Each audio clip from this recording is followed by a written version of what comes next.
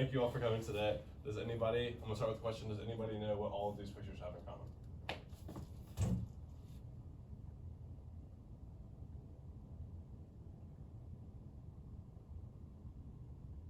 Landmarks. Memorials. They're all from Boston. Boston. You got it. So has anybody in this room ever been to Boston before? Well, I have not, and today we will be visiting Boston and learning about America's pastime and its history and all the other amazing sights that it has to offer. Today we'll be talking about the TD Garden, the USS Constitution, Fenway Park, Boston Marathon, Freedom Trail, Boston Tea Party ships, Harvard, and Cheers. Let's start with some of the places that you may know. First place that we'll start off with today is Harvard. Harvard is Boston's most well-known college and is also one of the oldest colleges. It is a very prestigious school, one of the best in the country, and according to harvard.edu, the college became Harvard in 1639, a very long time ago, but did you know that it was just college before that? So it was just called college, it wasn't not called Harvard. Cheers is the original bar that was the inspiration for the TV show Cheers, and it's hidden in the basement of a building downtown. Has anybody here seen the TV show Cheers? Oh, yeah. Well, I have not, so I have to next is the Boston Marathon.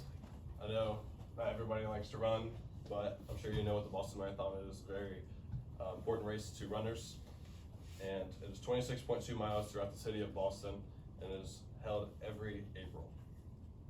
What's a bucket list destination without a brochure? The official brochure of the Freedom Trail by the Freedom Trail Foundation is where I learned about the Freedom Trail.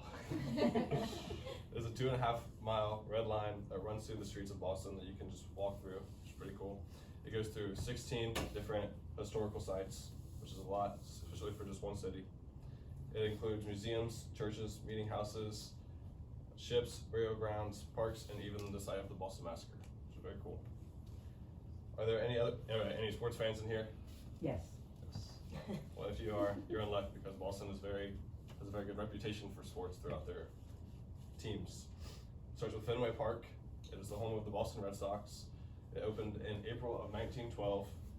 It is the oldest baseball field in the MLB. It is called America's most beloved park, and it is home of the 37-foot green monster in left field.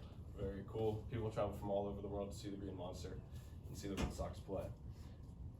The Red Sox are very well known for the Curse of the Bambino.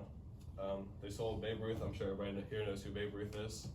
They sold Babe Ruth, and it led to an 86-year drought of them not winning a World Series, and it's called the Curse of the Bambino, also known as one of the worst trades in the history of sports.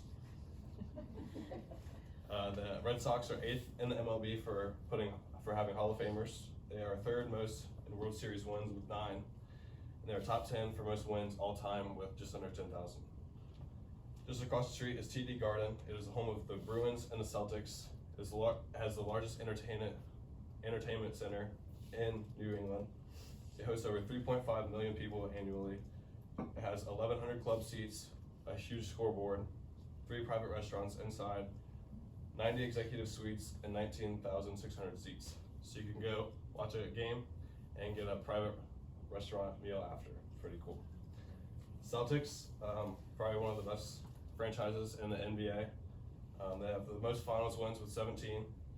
They have the most franchise wins with 3,608.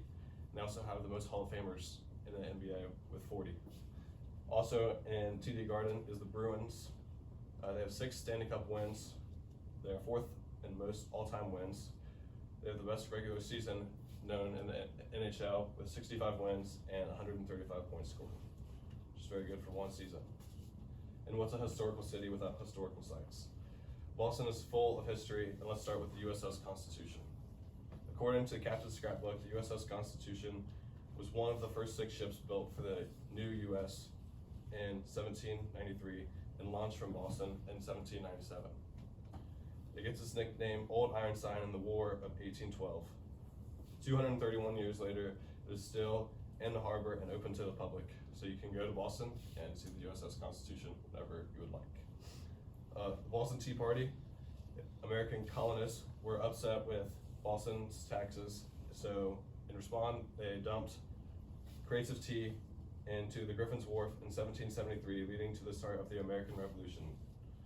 You can step back in time and go see the Boston Tea Party Ships and Museum, whatever you would like if you travel to Boston. It's a very cool site. Now that I've spilled the tea, you know why Boston is on my bucket list to go see. I hope it's on yours too.